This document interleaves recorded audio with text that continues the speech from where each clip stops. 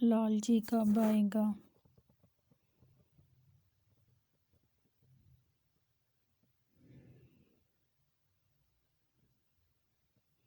کسی گاؤں میں 4 دوست انور، جمال، فرید اور کمال رہتے تھے، جو بہت غریب تھے۔ دن رات محنت کرتے، مگر پھر بھی ان کی غربت دور نہ ہوتی تھی۔ ایک روز ان کے گاؤں میں ایک بزرگ آئے۔ انہوں نے چاروں دوستوں کی حالت دیکھی تو انہیں ترقی کی دعا دی۔ ان سے کہا، اپنی قسمت آزمانے گل پور نامی قصبے جاؤ، وہاں سے تمہیں اتنا کچھ مل جائے گا کہ تمہارے حالات بدل جائیں گے، مگر خبردار زیادہ لالچ نہ کرنا، بلکہ جو کچھ ملے اس پر صبر و شکر کر کے گھر واپس آ جانا، کیونکہ لالچ بری بلا ہے۔ چاروں دوستوں نے بزرگ کی بات سنی اور سفر پر روانہ ہو گئے۔ سفر خاصا لمبا تھا۔ وہ آپس میں باتیں کرتے، ایک قصے کہانیاں سناتے رہے اور ایک ماہ میں گل پور پہنچ گئے۔ جہاں تانبے کی دکان تھی، وہاں ایک جگہ لکھا ہوا تھا، تانبے کے جتنے سکوں کی تمہیں ضرورت ہے لے لو اور چلے جاؤ۔ انور نے اپنے دوست جمال، فرید اور کامران سے کہا، میں تو یہاں سے تانبے کے سکے لے کر واپس جا رہا ہوں۔ جمال، فرید اور کامران نے ہنستے ہوئے کہا، یہ تانبے کی کان والی جگہ ہے، آگے یقیناً چاندی کی کان آئے گی، تم صبر تو کرو۔ مگر انور نے کہا، میرے لیے یہی کافی ہے۔ یہ کہہ کر وہ تانبے کے ڈھیروں سکے لے کر واپس چلا گیا اور باقی تینوں دوست آگے بڑھ گئے۔ انہیں چاندی کی کان کی تلاش تھی۔ اب سفر مشکل ہو گیا تھا، کھانا بھی ختم ہو گیا تھا، ان کی ٹانگیں دکھنے لگی تھیں۔ آخر کئی دنوں کے سفر کے بعد وہ چاندی کی کان والے علاقے میں پہنچے۔ وہاں بھی ایک بورڈ پر وہی عبارت لکھی تھی، چاندی کے جتنے سکوں کی ضرورت ہے لے لو اور چلے جاؤ۔ اب جمال نے اپنے دونوں ساتھیوں سے کہا، میں تھک چکا ہوں، یہاں سے چاندی کے سکے لے کر واپس جا رہا ہوں۔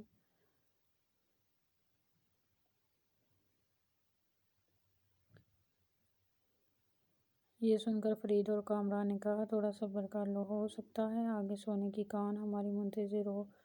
ادھر فرید اور کامران سونے کی کان کی تلاش میں آگے سفر کرتے رہے اور دونوں راستے میں خیالی پلاؤ بھی پکا رہے تھے کہ جب سونے کی کان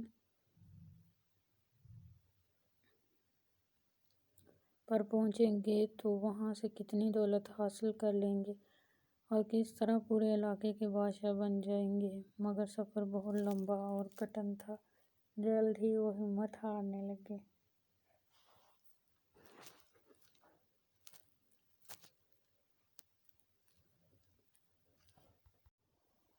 کھانا پہلے ہی ختم ہو چکا تھا، مگر کسی نہ کسی طرح وہ چلتے رہے اور آخر سونے کی کان پر پہنچ گئے، جہاں فرید نے کامران کو اپنا فیصلہ دیا۔ میں ضرورت کا سونا لے کر واپس جا رہا ہوں۔ کامران نے کہا، میں تو ہیروں کی تلاش میں آگے جاؤں گا، میرے لیے یہ سونا کافی نہیں ہوگا۔ یہ سن کر فرید نے کامران سے کہا، بے وقوفی مت کرو، یہاں سے یا آگے کے قصبے سے چاہے جتنی دولت لے لو، مگر گھر پہنچتے پہنچتے وہ بہت کم رہ جائے گی، راستے میں بھی تو خرچ کرنی پڑے گی۔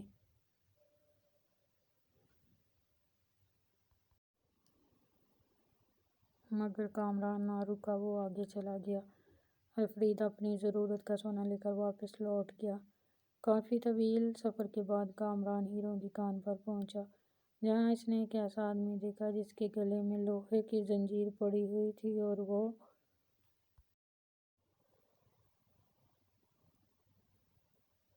بری طرح چیخ رہا تھا۔ کامران کو دیکھ کر اس نے ہنستے ہوئے کہا، آ گیا آ گیا، ایک بے وقوف اور آ گیا۔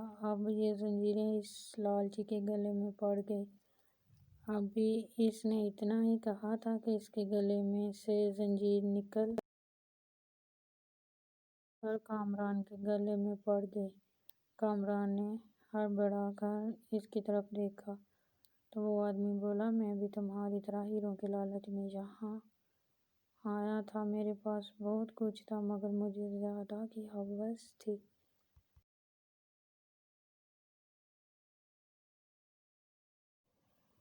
اسی لیے میں یہاں آ گیا اور پھنس گیا۔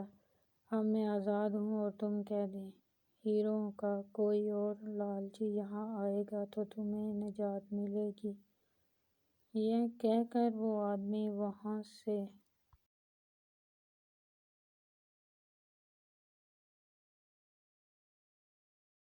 چلا گیا تو کامران نے زنجیر سمیت وہاں سے دوڑ لگا دی۔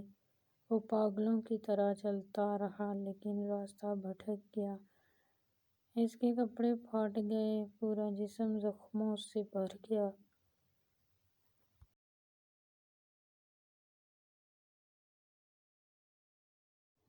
برسوں سے وہ کسی لالچی کا انتظار کر رہا ہے۔ جب کوئی لالچی آئے گا تبھی اسے اس عذاب سے نجات ملے گی۔ دوستو، لالچ بری بلا ہے۔